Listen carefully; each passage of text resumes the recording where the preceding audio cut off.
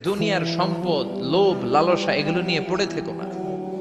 এই যে আমাদের ফ্যামিলি, আমাদের বাচ্চা কাচ্চা, আমাদের এত টাকা পয়সার হিসেব, মাস শেষে বাড়ি ভাড়া, গ্যাসের বিল, এইটা সেটা, আপনি কি মনে করছেন যে আপনি চলে গেলে এগুলো থেমে থাকবে? কিছুই থেমে থাকবে না, সব চলবে আগের মতো, থাকবেন না আপনি। এজন্য শাহাদাত ফয়সাল ওনার ফেসবুকে সর্বশেষে লিখে গিয়েছিল, আমি হীন দুনিয়া, মানে এমন দুনিয়া যেটাতে আমি নাই। সব চলে, সকাল গড়িয়ে বিকেল হয়, শীত শেষে গ্রীষ্ম আসে, দিন শেষে রাত নামে, সব চলে, নাই শুধু আমি। চিল্লায় বলেন ঠিক কিনা? তো এজন্য এগুলি একটু ভাবেন। অনেক ব্যস্ত আমরা, এই দুনিয়ার পুরো জীবনটা এটা হচ্ছে লালসাময় একটা জীবন, লোভ, মরিচিকা, মায়াজাল। এই মায়াজালে আমরা আটকে আছি, ফলে মৃত্যুর কথা আমরা ভুলে গিয়েছি। পাগলের মতো ছুটছি, আরো টাকা লাগবে, আরো খ্যাতি লাগবে, আরো যশ লাগবে, আরো দাপট লাগবে আমার। এত টাকা দিয়ে কি হবে? এত সম্পদ দিয়ে কি হবে? এত ব্যস্ততা দিয়ে কি হবে তোমার? স্টপ, থামুন, অনেক হয়েছে, আর না। থামুন, take a rest, take a breath and think about death. Think that you have to go back to your Lord. একটু বসেন না, একটু ভাবেন যে আমাকে চলে যেতে হবে, চলে যেতে হবে। এই কোলাহল, এই ব্যস্ততা, এগুলো থাকবে, থাকবো না আমি। সাইয়েদনা ওমর ফারুক বলেছেন, মুতু ক্বাবলা আন তামুতু, মরার আগে একবার মরো। হাসিবু ক্বাবলা আন তুহাসাবু আলাইকুম, তোমার হিসাব নেওয়ার আগে তুমি একবার নিজের হিসাবটা করো না। কাগজ বের করে একটু লিখো না, কি কি ভালো কাজ করছিলা, যেগুলো দিয়ে নাজাতের ওয়াসিলা হতে পারে, 1 2 3, আর কি কি আকাম কুকাম করছো দেখো না, লিখে দেখো তোমার অবস্থাটা কি। মরার আগে একবার মরো। মরার আগে খাটের মধ্যে শুয়ে শটান করে চোখ বন্ধ করে একবার মরার ভান করে দেখেন কেমন লাগে। চোখটা বন্ধ করেন আর ভাবেন আপনি নাই, কি কি হতে পারে ভাবেন। আপনার ছেলে মেয়েরা কান্না জুড়ে দিবে, আপনার প্রাণের স্ত্রী বিলাপ শুরু করে দিবে, বন্ধু বান্ধবের চিৎকার আর মাতম, স্থানীয় এলাকার মসজিদে ঘোষণা, অমুক এলাকার নিবাসী অমুক ভাই অমুকের ছেলে অমুক দুনিয়ায় নাই। সব আত্মীয়রা চলে আসবে, ফেসবুকে স্ট্যাটাস দেয়া হবে, সবাই সবাইকে জানাবে বিকাল 4টায় অমুক হাই স্কুল ময়দানে আপনার জানাজা। ছুটে আসবে, সবাই ছুটে আসবে আপনাকে শেষ বিদায় দিতে, গুড বাই জানানোর জন্য, আল ওয়াদা, বিদায় জানাতে আসবে সবাই। 4 তাকবীর দিয়ে আপনার জানাজা হবে, অশ্রুসিক্ত জানাজায় আপনার বিদায় হবে। কাঠের খাটিয়ার মধ্যে করে কাঁধে তুলে আপনারে কবরে নেওয়া হবে, আগে থেকে খুঁড়ে রাখা কবরটার মধ্যে আপনারে বিছিয়ে দেয়া হবে, বাঁশের কচি দিয়ে তার উপরে মাটির চাপা দিয়ে সব চলে যাবে। ভাবেন না একবার চোখ বন্ধ করে, this is the circle of life, this is the nature of life. এটা সবার হবে, আমার হবে, আপনার হবে। এত মায়া, এত ভালোবাসা কই যাবে? কেউ থাকবে না, সবাই আপনার অন্ধকার কবরে রেখে দিয়ে চলে আসবে। উপরে বাঁশের কঞ্চি, তার উপরে মাটির চাপা, অন্ধকার আর অন্ধকার। এই অন্ধকার যেন শেষ হতে চায় না, শুধুই অন্ধকার, ঠিক কিনা? এজন্য আমাদের চলে যেতে হবে। দাদা গেল, চাচা গেল, মামা গেল, আমাদেরকেও যেতে হবে, জোরে কোন ঠিক কিনা? একদিন মাটির ভেতরে হবে ঘরে মন আমার, কেন বান্ধ দালান ঘর, প্রাণ পাখি উড়ে যাবে পিঞ্জর ছেড়ে,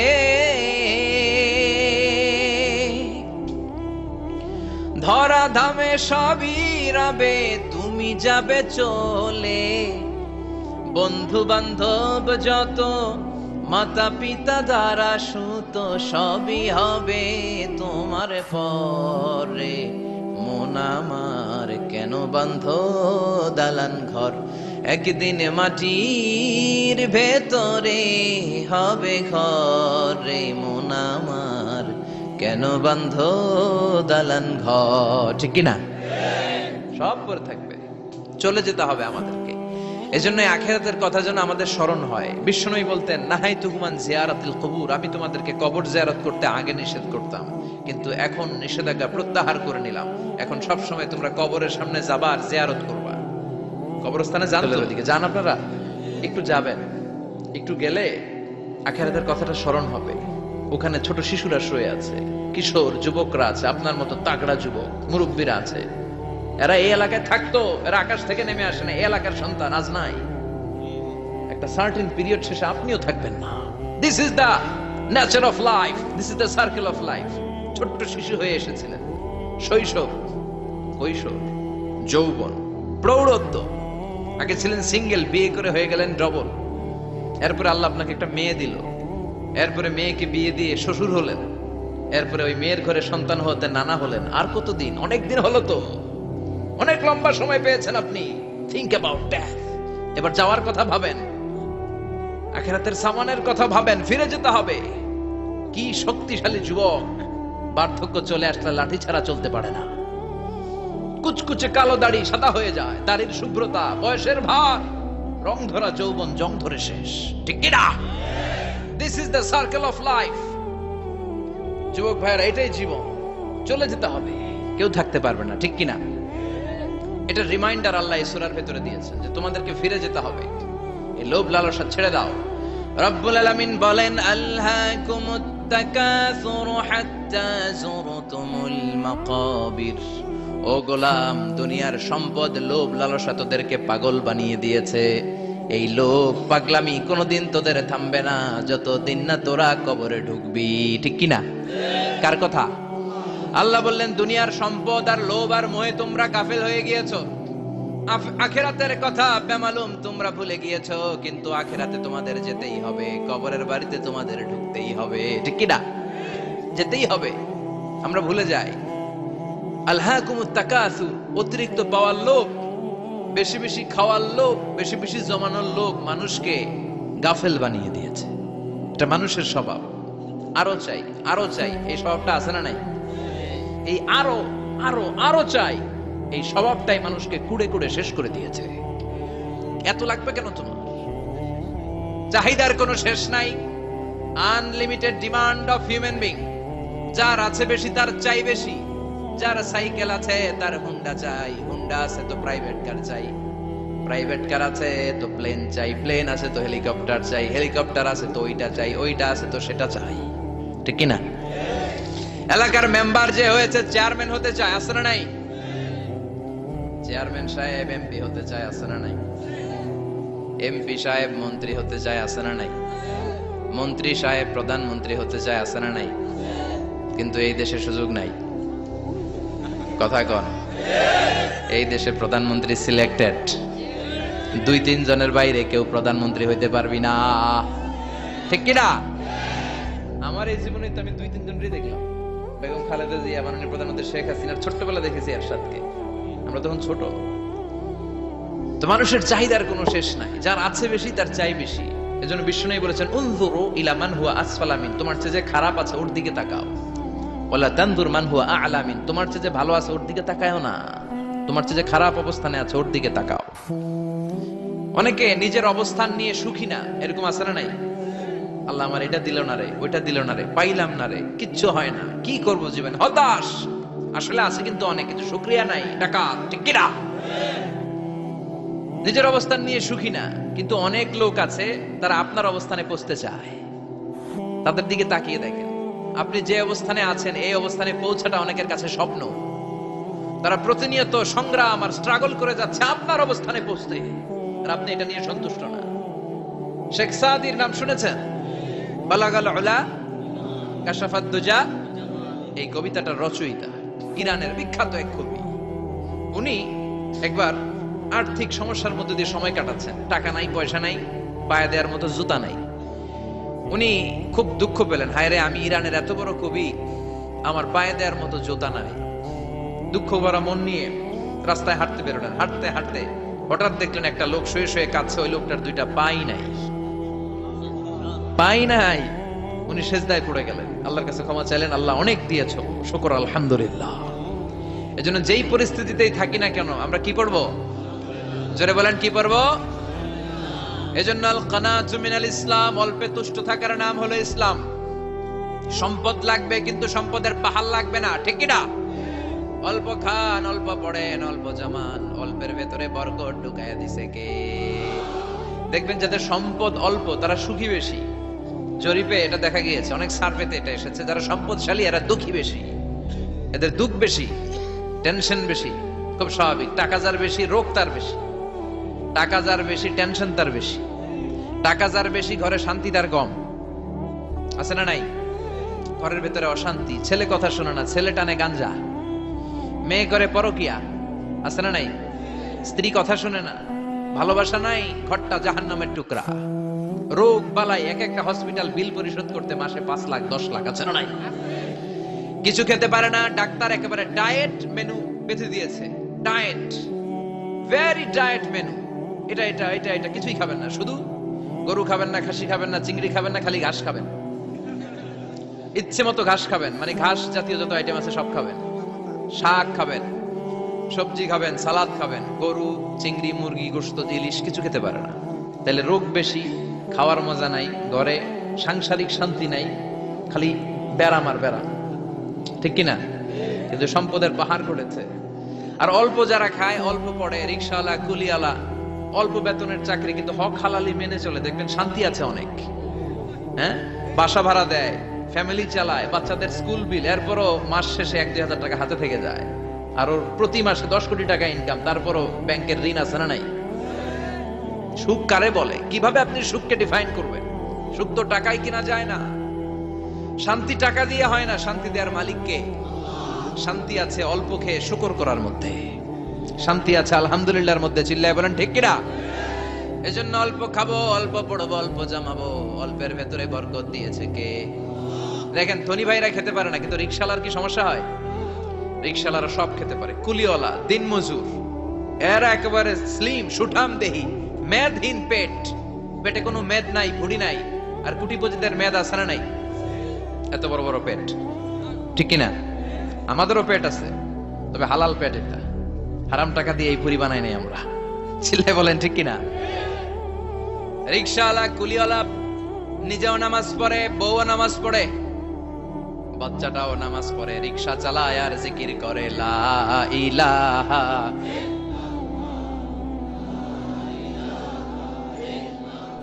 লা ইলাহা ইল্লাল্লাহু মুহাম্মাদুর রাসূলুল্লাহ সাল্লাল্লাহু। সুখ আর শান্তি, তাদের ঘরে সুখ। ধনী কুটিপতি, ভিআইপি, সিআইপিস, এদের রাতে ঘুম নাই, 1 ঘন্টা ঘুমানোর জন্য 4টা ট্যাবলেট খাওয়া লাগে, এরকম আছে না নাই? কিন্তু ঘুমের জন্য যে ট্যাবলেট খাওয়া লাগে, রিক্সাওয়ালা এটা জানেই না। ওর যেখানে রাইত ওইখানেই, ওর মাথা বিছনায় লাগতে দেরি, ওর ঘুম আসতে দেরি হয়, ওর ঘুমে নাকের ডাকের আওয়াজে ট্রাকের ইঞ্জিনও ফেল। সুবহানাল্লাহ পড়েন। এজন্য অনেক বেশি সম্পদের পাহাড় করা লাগবে, এই চিন্তা যেন আমাদের মাথায় না আসে। চিল্লায় বলেন ঠিক কিনা? এজন্য রব্বুল আলামিন বলেন আল্হাকুমুত তাকাসুরু হাযুরতুমুল মাকাবির। বেশি বেশি সম্পদ উপার্জনের আকাঙ্ক্ষা তোমাদেরকে আখিরাত থেকে গাফেল বানিয়েছে। এই গাফলতি কশিন কালেও তোমাদের কমবে না যতক্ষণ না তোমরা কবরে ঢুকবা। হাত্তা যুরতুমুল মাকাবির, মাকবারাতুনের প্লুরাল মাকাবির, যতক্ষণ না কবরে না ঢুকবা, কবরস্থান তোমার আবাসস্থল না হবে, ততক্ষণ পর্যন্ত এই চাই চাই মানসিকতা কমবে। মানুষের স্বভাব হলো আরো চাই, আরো চাই, আরো চাই করে ফকিরেরা। কারা? আল্লাহ গালি দিয়ে বললেন তোরা সব ফকিরনি। তোরা কি?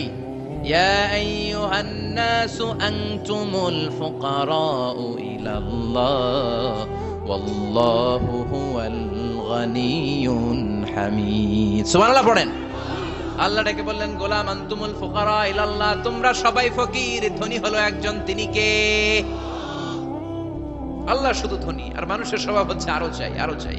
ওর 2 তলা বিল্ডিং, আমার 3 তলা লাগবে, ওর 2টা গাড়ি আছে, আমার 3টা লাগবে, আছে না নাই? বিশ্বনবী বললেন কিয়ামতের আগ দিয়ে মানুষের মধ্যে আকাঙ্ক্ষায় প্রতিযোগিতা বেড়ে যাবে, প্রতিযোগিতামূলক টেন্ডেন্সি। কার চেয়ে কে বড় হতে পারে, কার চেয়ে কে বেশি টাকার পাহাড় বানাতে পারে, আছে না নাই? বিশ্বনবী বললেন ওয়া আনতারাল হুফাতাল উরাতাল আলাতা রিয়া আশ-শাইয়াতা তাওয়ালুনা ফিল বুনিয়ান। কিয়ামতের আগে এমন কিছু লোক যাদের গায়ে দেওয়ার মতো জামা ছিল না, পায়ে দেওয়ার মতো জুতা ছিল না, পেটে দেওয়ার মতো খাবার ছিল না, সমাজের কেউ তাদেরকে চিনত না। হঠাৎ করে এই লোকগুলো ধনী হয়ে যাবে।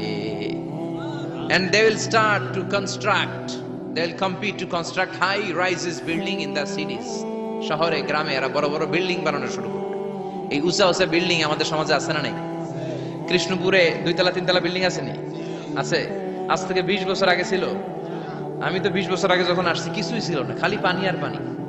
আর এখন 2 তলা 3 তলার অভাব নেই। গরিপুর পাশে না আপনাদের? এদিকে গরিপুর। গরিপুরে যে বিল্ডিং আছে বাংলাদেশেও নাই, ঠিক কিনা? সারা বাংলাদেশের সবচেয়ে দামি জায়গা হচ্ছে গরিপুর বাজারের জায়গা, জানেন এটা?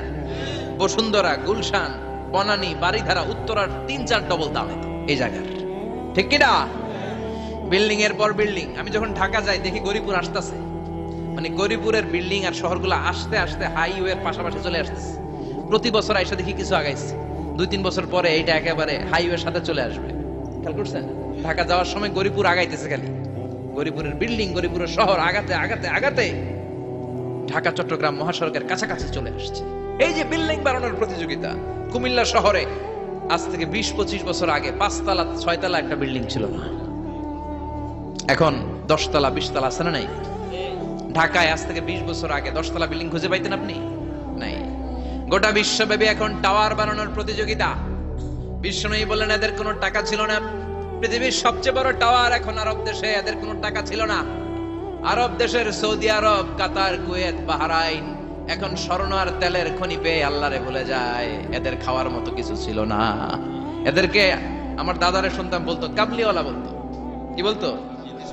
এদেশে আসতো জায়নামাজ, তসবিহ ছড়া, খেজুর টেজুর বিক্রি করার জন্য।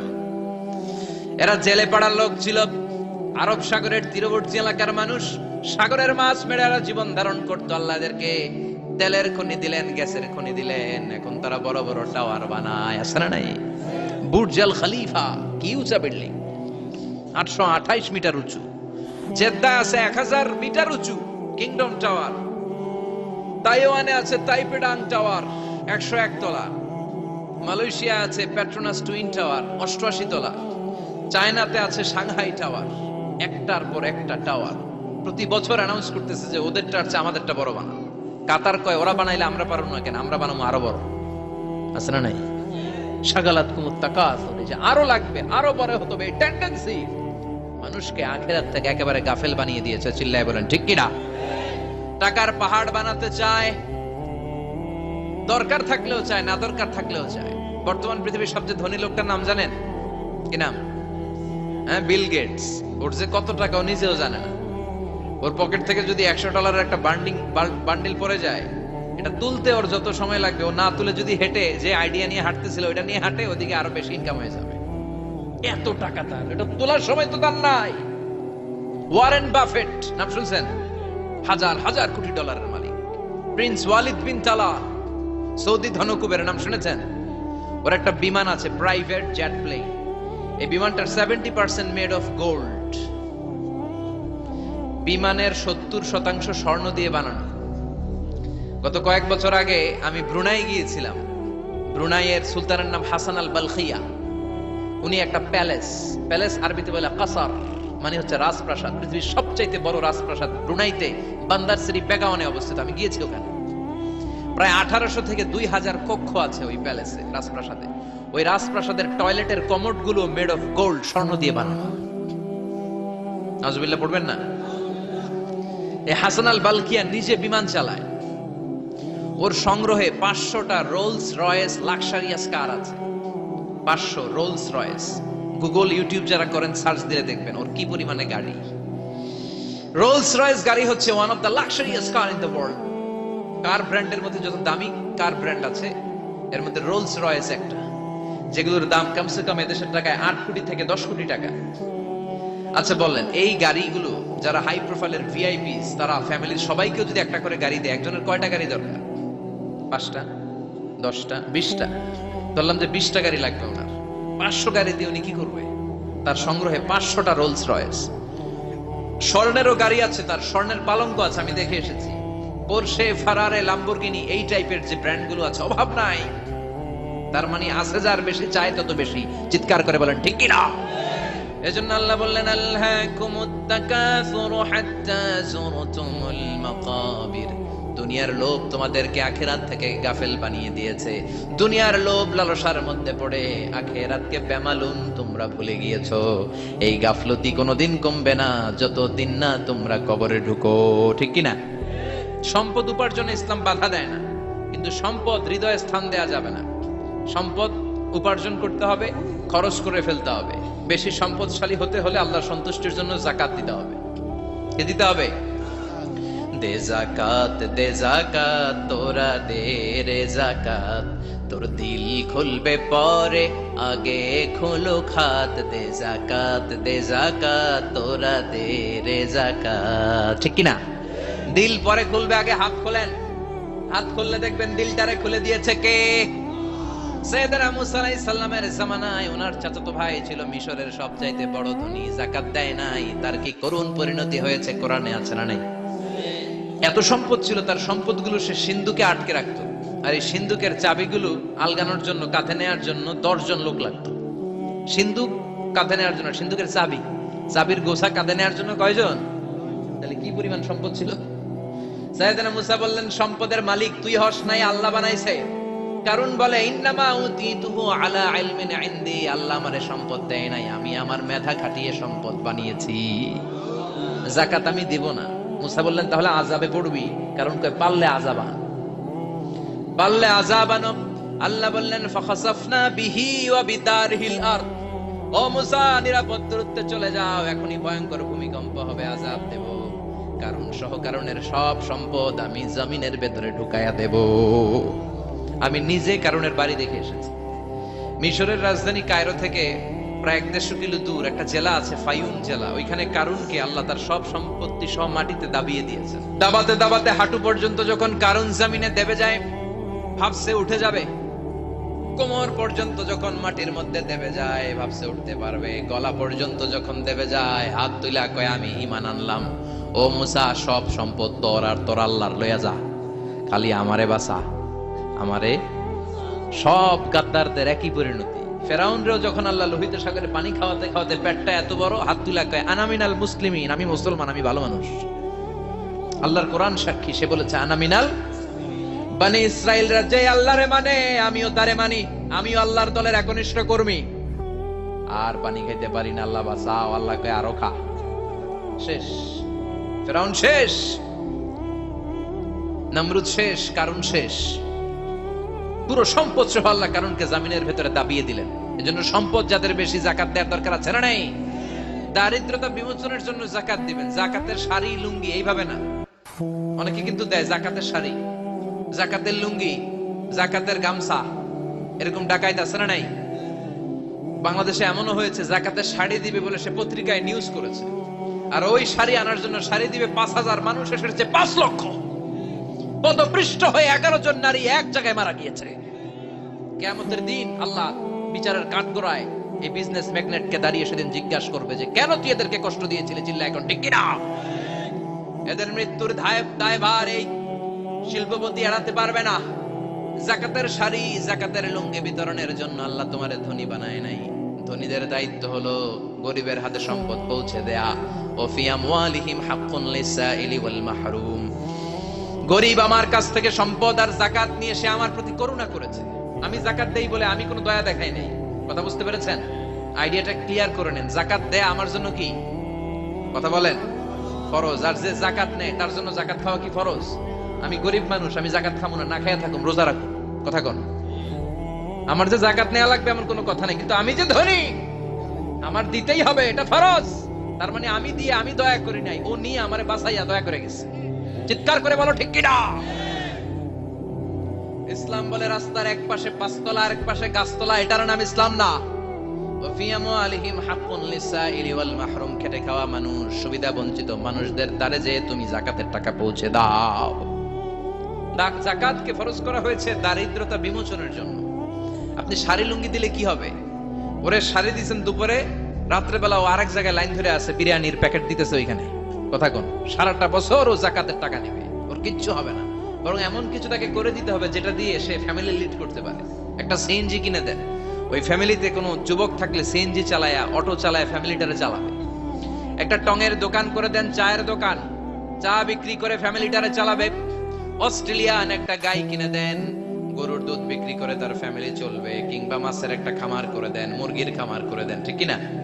ওমরে ফারুক বলতেন, এমন ভাবে যাকাত দাও যাতে করে যাকে যাকাত দিয়েছে জীবনে কোনোদিন সেজন্য আর কারো কাছে যে হাত পেতে যাকাতের জন্য দাঁড়িয়ে না থাকে। এই বিধানটা কার? এজন্য আল্লাহ বললেন আলহাকুমুত তাকাসুর। এজন্য আল্লাহ বললেন আলহাকুমুত তাকাসুরু হাত্তা যুরতুমুল মাকাবির, দুনিয়ার লোভ লালসা তোমাদের কমবে না যতদিন না তোমরা কবরে ঢুকো। কার কথা? চিল্লায় বলেন কার? এজন্য দুনিয়ার প্রতি যে আমাদের লোভ, এটা কি বাড়াইতে হবে না কমাইতে হবে? এই দুনিয়ার জীবন এটা ক্ষণিকের। আমাল হায়াতুদ দুনিয়া ইল্লা মাতাউল গুরুর, এটা ভোগের সামগ্রী, আজ আছে কাল নাই, এটা হাতের ময়লা। দুনিয়ার এই জীবনের দৃষ্টান্ত হচ্ছে 4টা স্বর্ণের টুকরা আর 3টা লাশের মতো। স্বর্ণের টুকরা 4টা, চিৎকার করে বলেন তো কয়টা? লাশ 3টা, জোরে বলেন কয়টা? অনেক অনেক আগের যুগের 3জন যুবক জীবিকার তাগিদে তারা বের হয়েছে কর্মসংস্থান করে খাবে। পথিমধ্যে তারা গুপ্তধন পেয়েছে, স্বর্ণের বার পেয়েছে, তো বড় বড় 4টা পেয়ে তারা মহা খুশি। আমাদের আর কাজ করা লাগবে না, এগুলো বেচে আজীবন খাবো, সুখে থাকবো। তো 3জন মিলে বললো 4টা স্বর্ণের টুকরা 3জনের মধ্যে ভাগ করে দেওয়ার আগে একজন এক কাজ কর, বাজার থেকে কিছু রুটি নিয়ে আয়, খুব ক্ষুধা লেগেছে, খেয়ে নেই। একজনের রুটি আনতে পাঠিয়ে 2জন মিলে ভাবে ওইটারে যদি মেরে ফেলতে পারি তাহলে তো তোর আর আমার মধ্যে কোনো ঝামেলা নাই। স্বর্ণের টুকরা কয়টা? তুই নিবি 2টা, আমি নেব 2টা। আর যেটারে রুটি আনতে পাঠাইছে ওইটা মনে মনে ভাবতেছে রুটির মধ্যে বিষ মিশাই নিয়ে যাব। কি মিশাবো? বিষ খাইয়া ওইটা শেষ, সবগুলো আমার। তো বিষ মিশাই নিয়ে আসছে, আর আগের পরিকল্পনা অনুযায়ী এই 2জন মিলে তাকে নৃশংসভাবে হত্যা করেছে। হত্যার পরে কয় প্রচন্ড ক্ষুধা লাগছে, ল আগে খাইয়া লই। 2জন মিলে বাজার থেকে আনা বিষ মাখানো রুটি খেয়ে ওই 2টাও শেষ। স্বর্ণের জায়গায় স্বর্ণ পড়ে আছে, স্বর্ণগুলো নেয়ার মতো মানুষ আর নাই, ঠিক কিনা? এজন্য মানুষের এই চাহিদা কমবে না। বিষ্ণু বলেন, লাউ আন্না লিকুল্লি ইবনে আদম ওয়াদিয়ান মিন যাহাব আহাব্বা আই ইয়াকুনা ইলাইহি ওয়াদিয়ান। আল্লাহ প্রত্যেককে, আমাদের প্রত্যেককে যদি একটা করে স্বর্ণের পাহাড়ের মালিক বানিয়ে দেয়, কয়টা করে? এই একটা পাহাড় স্বর্ণের, এক একটা স্বর্ণের পাহাড়ের মালিক যদি আমাদের এক একজনকে বানায় দেওয়া হয়, এরপর আমরা চাবো আরেকটা স্বর্ণের পাহাড়ের মালিক কেমন করে হওয়া যায়। আচ্ছা বলেন তো, একটা স্বর্ণের পাহাড় আমার 14 পুরুষ বিক্রি করে খাইলেও শেষ করতে পারবো এটা? তো আরেকটা কেন লাগবে আমার? ওয়ালাই আমলা আফাহু ইল্লা তুরাব। বিষ্ণু বলেন, কবরের মাটি যতক্ষণ না তোর মুখে না ঢুকবে, তোর এই চাওয়া চাওয়া খাই খাই সব বন্ধ হবে না। এজন্য আল্লাহ বললেন, আলহাকুমুত তাকাসুরু হাত্তা যুরতুমুল মাকাবির। দুনিয়া তোমাদেরকে গাফেল বানিয়ে দিয়েছে, গাফলতি কমবে না যতদিন না কবরে ঢুকো। কবরে ঢুকা লাগবে, কবরে ঢুকা লাগবে না? কবরে আমাদেরকে যেতেই হবে, যেখানেই থাকেন। কবরের প্রশ্ন আছে না নাই? অনেকে বলে, হুজুর বিমান হামলায় মারা গিয়েছে, বিমান জ্বলে পুড়ে ছাই হয়ে গিয়েছে, তার কবর কোথায়? তার আত্মাটা যেখানে আছে ওই জায়গায় প্রশ্ন আছে না নাই? অনেকে বলে, হুজুর সাগরের মধ্যে পড়ে মারা গিয়েছে, তিমি মাছ খেয়ে ফেলেছে, তার কোনো অস্তিত্ব নাই, কিন্তু তার রুহুটা আছে না নাই? প্রতিটা রুহু সংরক্ষণ করে কে? প্রত্যেকটা আত্মা আল্লাহর কাছে সংরক্ষিত থাকে। প্রতিটা রুহু, প্রতিটা মানুষ মালাকুল মাউতকে দেখতে পায়। আপনিও দেখবেন, আমিও দেখব। মুমিনদের কাছে এসে মালাকুল মাউত একজন যুবকের বেশে সাদা ধবধবে জুব্বা পরে সুগন্ধি মেখে মুমূর্ষু ব্যক্তির শিওরে বসে বসে বলে, ইয়া আইয়াতুহান নাফসুল মুতমাইন্না, হে প্রশান্ত আত্মা, উখরুজি ইলা মাগফিরাতিল্লাহি ওয়া রিদওয়ানি, আল্লাহর ক্ষমা আর দয়ার দিকে বের হয়ে আসো। বলা মাত্রই মুমিনের আত্মাটা স্মুথলি বের হয়ে আসে। কাফান মিন আকফানিল জান্নাহ, হানুত মিন হানুতিল জান্নাহ, জান্নাত থেকে আনা সুগন্ধি কাফনের মধ্যে পেঁচিয়ে তিনি রূহটাকে নিয়ে ইল্লিনে চলে যায়। সরাসরি দেখে মালাকুল মাউতকে। আর যারা ইসলাম বিরোধী, কোরআন বিরোধী, তাদের সামনে এসে মালাকুল মাউত ত্রাস সৃষ্টি করে। আগে ধমক। হাইওয়েতে মাঝে মাঝে ডাকাতি হয় না? বাসগুলোর মধ্যে যখন ডাকাতি হয়, বাসে থাকে 50 জন, ডাকাত ঢুকে 5 জন, এই 5 জনের ভয়ে সবগুলো পেশাব করে দেয়। কারণ ত্রাস সৃষ্টি করে, এসেই চাইনিজ কুড়াল দিয়ে আগে কুবায় দেয় 4-5 জনের। রক্ত দেখে কি দেওয়ার সব আগে রেডি করে রাখে। মালাকুল মাউত এসে কাফের নাস্তিক মুশরিকদের সামনে সেরকম একটা ত্রাস সৃষ্টি করে, ভয়ে লোকটা কাঁপতে থাকে। ওর কাছে ভদ্র ভাষায় কথা বলে না, সুন্দর জামা পরে আসে না, কালো কুচকুচে চেহারা, ভয়ঙ্কর একটা রূপ নিয়ে, আকৃতি নিয়ে ইসলাম বিরোধীদের মাথার সামনে আসে, দুর্গন্ধযুক্ত চেহারার দেহ নিয়ে ধমক দিয়ে বলে, ও পাপাত্তা, ইয়া আইয়াতুহান নাফসুল খাবিসা উখরুজি ইলা গাদাবিল্লাহ, এ পাপাত্তা, আল্লাহর রাগ, ক্রোধ আর গজবের দিকে বের হয়ে আয়। মুমিনের আত্মা বলার সাথে সাথে যেমনি মুমিনের দেহ থেকে বের হয়ে জান্নাতি কাফনের ভেতরে ঢুকে, কাফেরদের আত্মাও কি এরকম তাড়াতাড়ি বের হতে চায় নাকি? কাফেরদের আত্মা বেরোতে চায় না, ডানে দৌড়, বায়ে দৌড়, সামনে দৌড়, পেছনে দৌড়, আহা দৌড়াদৌড়ি করে। মালাকুল মাউত এটাকে টেনে হিচড়ে, একটা জীবিত ছাগলকে জবেহ না করে, জবাই না করে, তার চামড়া উল্টার দিকে টেনে হিচড়ে বের করলে ছাগলটা যত কষ্ট পায়, এর চেয়ে কমসে কম 70 গুণ বেশি কষ্ট দিয়ে কাফের মুশরিক আর গাদ্দারদের রূহ কবজ করা হয়। আল্লাহ এই পরিস্থিতি থেকে তুমি আমাদের বাঁচাও। মুমিনদের রূহ যেমনি কবজ হয় ওইভাবে রূহ কবজের ব্যবস্থা করে দিও। ইমানের মৃত্যু নসিব করে দিও, শাহিদি মৃত্যু নসিব করে দিও। আমাকে শহীদ করে সেই মিছিলে শামিল করে নিও, যে মিছিলের নেতা মীর হামজা খোবায়েবে খাব্বাব, আল্লাহর কাছে ছিল অতি প্রিয়, শামিল করে নিও। আমাকে শহীদ করে সেই মিছিলে শামিল করে নিও। পড়েন আমিন, আরো জোরে পড়েন আমিন। তার মানে বিমান দুর্ঘটনায় হোক, কিংবা লঞ্চ ডুবিতে হোক, কিংবা আগুনে পড়ে হোক, কিংবা আত্মঘাতী হামলায় হোক, যে যেখানেই মারা যায়, কবরের 3টা প্রশ্ন তার জন্য আছে না নাই? ইসলাম বিরোধীদের জন্য প্রশ্ন 3টা, আপনারা যারা মুমিন তাদের জন্য 4টা, আপনাদের জন্য একটা বেশি। আলহামদুলিল্লাহ। কোন কবরে এসে প্রথম প্রশ্ন করবে মুনকার নাকির, যখন চলে আসবে 40 কদম, যখন আত্মীয় স্বজনরা লাশটাকে কবরের মধ্যে দিয়ে 40 কদম চলে যায়, তখনই ফেরেশতা চলে আসে। আহা, শেষ, সব শেষ। এসেই পরীক্ষা শুরু। মার রব্বুক, তোর রবের নাম কি? চিল্লায় বলেন আমাদের রবের নাম কি? আমরা বলবো রব্বি আল্লাহ, আল্লাহ আমারে রব। দমে দমে তনু মনে তারি অনুভব। পড়েন আল্লাহ আমারে রব। তোমার দুনিয়াতে আমি যেদিকে তাকাই, অথই নিয়ামতে ডুবে আছি সবাই। পাখপাখালির গানে শুনি তাসবিহ কল রব, তাসবিহ কল রব, আল্লাহ আমারে রব। প্রথম প্রশ্ন, তোমার রব কে? আমরা বলবো আমাদের রব আল্লাহ। দ্বিতীয় প্রশ্ন, ওমা দীনু, তোমার ধর্মের নাম কি? আমরা কি বলবো? তৃতীয় প্রশ্ন, বিশ্বনবীর চেহারা দেখিয়ে বলা হবে আতারিফু হাদার রাজুল, এই লোকটারে চিনো নাকি? আমরা বলবো চিনি, আমাদের প্রাণের নবী, ঠিক কি না?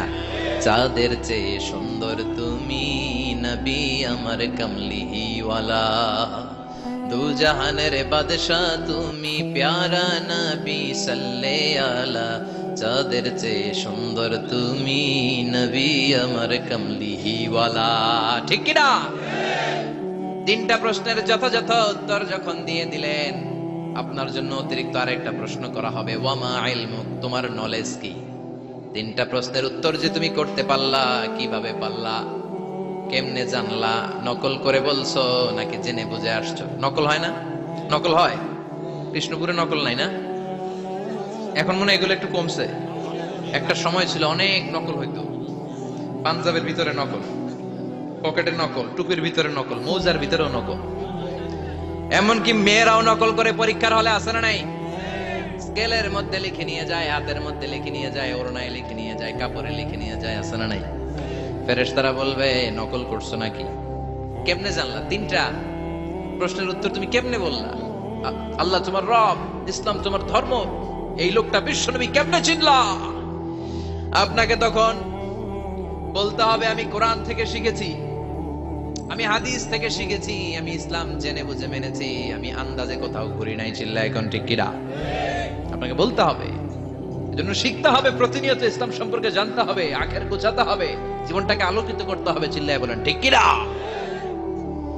4টা প্রশ্নই যখন হয়ে গেল, ফেরেশতারা বলবে আহলান ওয়া সাহলান ওয়া মারহাবান বিক, খোশামদেদ, কংগ্রাচুলেশন, খোশামদেদ, কংগ্রাচুলেশন, সব প্রশ্নের উত্তর তুমি পেরেছো। ফায়ুফসাহু লাহু কবরুহু 70 যিরান, আপনার কবরটারে 70 হাত লম্বা করে দেয়া হবে। ওয়ায়ুফতাহু লাহু বাবুন ইলাল জান্নাহ, আপনার কবর থেকে জান্নাতের দিকে দরজা খুলে দেয়া হবে। ওয়ায়ুলবাসু মিন লিবাসি আহলিল জান্নাহ, জান্নাতের 2টা রেশমি কাপড়ের পোশাক এনে আপনারে পরিয়ে দেয়া হবে। আর বলা হবে নাম কানাউমিল আরুস, ঘুমাও, sleep, you should get some sleep now, তোমাকে লম্বা সময় পাড়ে দিতে হবে, ঘুমাও। কানাউমিল আরুস, যেমনি বর বাসর রাতে আরামসে ঘুম দেয়, বাসর রাতে যেমনি বর কনেকে নিয়ে মধুর ঘুম দেয়, তুমিও ঘুমাও, কেউ তোমার ঘুম ভাঙবে না। মালাক ইসরাফিলের কিয়ামতের জন্য ইসরাফিলের সিংহায় যে ফুৎকার আছে, ওই ফুৎকার ছাড়া কোনো কিছুই তোমার ঘুম ভাঙাতে পারবে না। আলহামদুলিল্লাহ পড়েন। আল্লাহ আমরাও যেন 4টা প্রশ্নের উত্তর দিয়ে লম্বা একটা ঘুম দিতে পারি, পড়ে না আমিন। ওয়াম্মাল কাফির ওয়া আহলুশ শিমাল, আর ইসলাম বিরোধী যারা, তাদের সামনে আসবে মালাকান আসওয়াদান আজরাকান, কৃষ্ণ বর্ণের দেহ, নীলাভ বর্ণের দুটো চোখ, গায়ের রং কালো, চোখের রং নীল। দেখতে কেমন লাগে? আলিফ লাইলার ভূতের মতো। কথা কন। গায়ের রং কালো, চোখের রং নীল। ফেরেশতা দুইটা আসবে, এসে ত্রাস সৃষ্টি করবে, এসে বলবে, বল তোর রবের নাম কি? মার রব্বুক।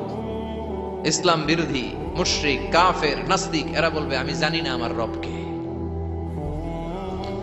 আমি জানি না, আমি তো আজীবন শুধু চেয়ার করেছি, মদ খেয়েছি, আমি ধর্ষণে সেঞ্চুরি করেছি দুনিয়ার বুকে, আমি টেন্ডারবাজি করেছি, চাঁদাবাজি করেছি, আমি মাস্তানি করেছি, আমার দাপটে এলাকার ইসলাম প্রিয়রা বাসায় ঘুমাতে পারে না।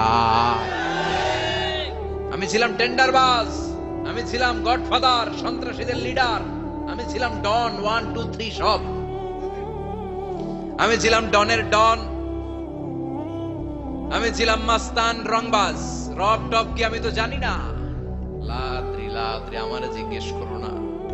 আবার প্রশ্ন করা হবে, ওয়ামা দীনুক, তোর ধর্মের নাম কি? বলবে লা আদরি, আমার কোনো ধর্ম নাই, আমার কোনো ধর্ম নাই, আমি শুধু মৌজ মাস্তিতে ছিলাম, আমি আনন্দ ফুর্তি করেছি, ইসলাম নিয়ে আমার মাথা ব্যথা ছিল না, আজীবন ইসলামরে আমি বাস দিয়েছি। চিল্লায় বলেন ঠিক কিনা? ইসলাম বিরোধীদের সাথে ছিল আমার চলাফেরা, আমার সব সাঙ্গ পাঙ্গ ছিল গুন্ডা বদমাশ ইসলাম বিরোধী। রব কি, ইসলাম কি, এগুলো আমি জানি না। আমার এগুলো জিজ্ঞেস করো, ধর্ম কি আমি জানি না, আমি কিচ্ছু মনে করতে পারছি না। 3 নাম্বার প্রশ্ন করা হবে, আতারিফু হাযার রাজুল, দেখো তো এই লোকটারে চিনো কিনা? কয় না, চিনি না, তবে মনে হয় এই লোকটারে দুনিয়ার বুকে আমি গালি দিতাম, এই লোকটার বিরোধিতা করতাম, ব্লগের মধ্যে এই লোকটার ব্যাপারে কুৎসা রটনা করতাম, এই লোকটার কার্টুন বানিয়ে আমি হিংসা ছড়িয়ে দিতাম, এই লোকটার ব্যাপারে আমি এলাকার মধ্যে অপপ্রচার চালাতাম। ফেরেশতারা বলবে, তাই? এই ছিল তো ডিউটি। তারা এখনই আমাদের খেলা শুরু, এখনই শুরু। ফায়ুতরাকু বিমাতারিকা মিন হাদিদ, লোহার একটা হাতুড়ি দিয়ে মাথা থেকে পা পর্যন্ত পিটানো হবে, পিটিয়ে ওর গোশতর হাড্ডিগুলোকে থেতলে ফেলা হবে। ওয়ায়ুকালু লিল আরদি ইলতাইমি, কবরের দুই পাশের মাটিরে বলা হবে, এবারে দুই দিক থেকে তোরা চাপ দে, চাপ দেয়া হবে, ধাক্কা ধাক্কি করেও সে সুবিধা করতে পারবে না। মাটি আস্তে আস্তে আস্তে আস্তে দেহের দুই দিকে লেগে এমন জোরে দুইটা চাপ দিবে, ফাতাখতালিফা আতলাউহু, তার ডান পাশের পাজরের হাড্ডি বাম দিকে ঢুকে যাবে, বাম দিকের হাড্ডি ডানে চলে যাবে। বিশ্বনবী বললেন, এই হাতুড়ি দিয়ে পিটানোর শাস্তি, কবরের চাপ দেওয়ার শাস্তি চলতেই থাকবে হাত্তাল কিয়ামা, কিয়ামত পর্যন্ত। আল্লাহ এই কবরের শাস্তি থেকে আমাদের বাঁচাও। আমরা এই আযাব পেতে চাই না, আমরা যেন ঠিকভাবে কবরের 4টা প্রশ্নের উত্তর করে দিয়ে লম্বা ঘুম দিতে পারি। আল্লাহ তুমি তৌফিক দাও। এজন্য আল্লাহ বললেন, গোলাম দুনিয়া নিয়ে পাগল হয়ে থেকো না, এই দুনিয়ার জীবন আসল জীবন নয়, আসল জীবন হলো কবরের জীবন। জোরে বলেন ঠিক কিনা?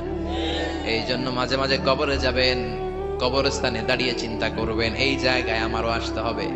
দিন যাবে, রাত আসবে, বৃষ্টি হবে, শীত আসবে, কেউ আমার দেখতে আসবে না, একা থাকতে হবে, একা, বড় একা, অন্ধকার, বড়ই অন্ধকার।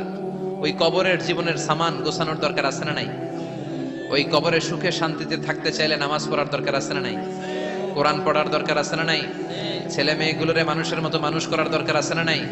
আজকে যিনি উপস্থাপক চমৎকার কথা বললো, আমরা যেন মাদককে না বলি, আমরা যেন ফেন্সিডিলকে না বলি, আমরা যেন ইসলামের পক্ষে থাকি, আমরা ইসলামের কোন বিপক্ষে শক্তির সাথে যেন হাত না মিলাই, সব সময় যেন আমরা কোরআনের পক্ষে থাকি, ইসলামের পক্ষে থাকি।